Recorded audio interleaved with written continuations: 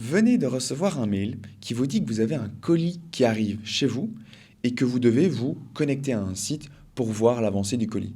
Ou alors que vous devez payer 1,50 € pour débloquer le colis. Ces emails sont partout et on a toujours peur de cliquer quelque part et que ce soit une arnaque, à juste titre. Pas de souci, moi je vais vous donner maintenant 3 astuces que vous pouvez faire chez vous et mettre en place sur vos mails pour vérifier si c'est un vrai mail ou un faux mail. Bonjour, moi c'est Ambroise de chez Superzen et comme chaque semaine, on est là pour vous accompagner sereinement dans le monde numérique qui nous entoure. Alors, tous ces faux mails que l'on reçoit, on appelle ces mails du hameçonnage. Le but étant d'aller à la pêche aux informations. Ces arnaqueurs vont envoyer ces mails à des milliers de personnes à la fois en espérant que l'une ou l'autre morde à l'hameçon. Et franchement, ils sont de plus en plus bien faits. Ils ressemblent exactement à ceux de votre banque, à ceux du gouvernement, à ceux de la poste, et ça devient très compliqué de savoir s'ils sont officiels. Le simple fait d'ouvrir un mail, ça peut nous stresser. Et moi, mon but, c'est de vous donner maintenant différents outils très simples et surtout très rapides à mettre en place chez vous. Alors, la méthode, c'est 3 astuces. On va y aller étape par étape. Notre objectif final, c'est de ne jamais cliquer sur un lien piégé et de toujours vérifier l'adresse de l'expéditeur et le contenu du message. Alors, avant de vous donner ces astuces, j'ai envie de vous rassurer. Vous pouvez ouvrir un mail en toute sécurité. Ouvrir un mail et le consulter, il n'y a aucun souci. Mais attention, le danger réside dans les liens.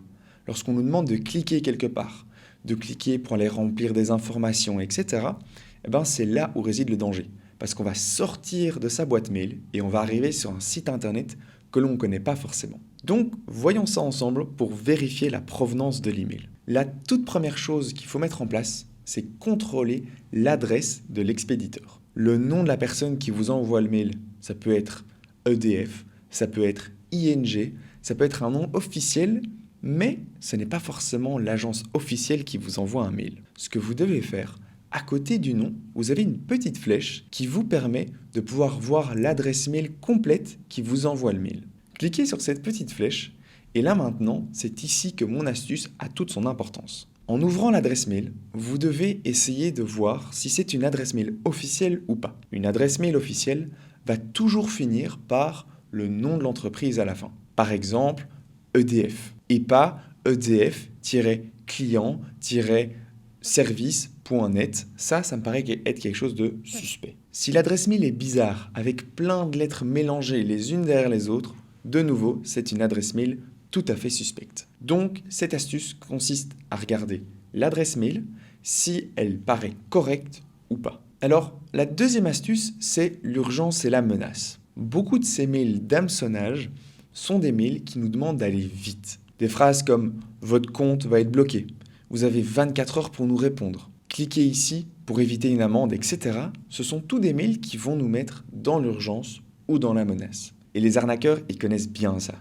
En tant qu'humain, quand on va vite, on fait des erreurs. Donc, s'il y a une menace ou s'il y a une urgence, là, on s'arrête et c'est déjà un grand point d'exclamation. Une entreprise sérieuse, comme les banques, les administrations, etc., ne vont jamais vous menacer. Donc, si le ton est menaçant ou urgent, on passe directement à l'astuce numéro 3. L'astuce numéro 3, c'est si vous avez un doute. Parce qu'on a beau consulter l'adresse mail, on pourrait avoir un doute. On a beau avoir une urgence ou une menace, on pourrait avoir un doute. Moi, avec cette astuce-ci, il n'y a plus de doute possible. Au moment où on a un doute vis-à-vis d'un email, on va fermer le mail. On ne va pas y répondre du tout. Et à côté, on va prendre son téléphone et on va composer le numéro de l'agence. Ce numéro, bien sûr, on ne va pas prendre le numéro qui est mentionné dans l'email, mais on va aller chercher le numéro officiel. Sur Internet, sur une carte de visite, sur une facture, etc. Et là, en appelant ce numéro, vous demandez simplement « Est-ce que c'est vous qui m'avez envoyé un email urgent ? Est-ce que c'est vous qui m'avez demandé de payer un certain montant, etc. » Et eux vont rapidement pouvoir vous dire si c'est bien eux qui ont envoyé l'email ou pas. Moi, c'est cette astuce-là que j'utilise maintenant tout le temps.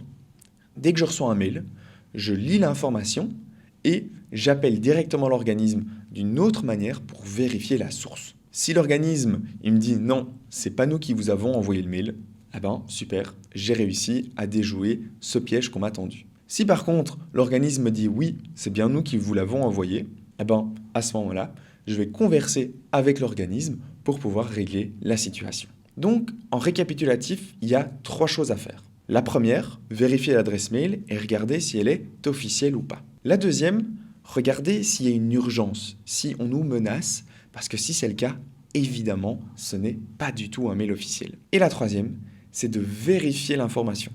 On va prendre une autre source d'information pour vérifier si c'est bien une vraie personne qui nous a contactés ou pas. Des astuces comme ça, j'en ai plein, parce qu'on a énormément de personnes qui nous font part de ce genre d'arnaque et qui nous donnent des exemples très concrets dans des situations très concrètes. Nous, avec Superzen, on a décidé de vous en faire part chaque semaine. Et vous pouvez y avoir accès complètement gratuitement chez vous dans votre boîte mail. C'est pour ça que chaque semaine, on vous envoie un seul mail dans lequel on vous cite plusieurs astuces. Ça peut être comment retrouver une photo, comment changer un mot de passe, comment reconnaître une arnaque, etc. On vous prévient également dès qu'on a une nouvelle vidéo qui parle de tel ou tel sujet. C'est un peu comme avoir votre propre conseiller Superzen, mais dans votre boîte mail, en restant chez vous et surtout complètement gratuitement. Bien sûr, vous pouvez vous désabonner à tout moment de l'email, il n'y a aucun problème. Pour ça, il suffit de cliquer sur le lien qui est juste ici en dessous de la vidéo dans la description,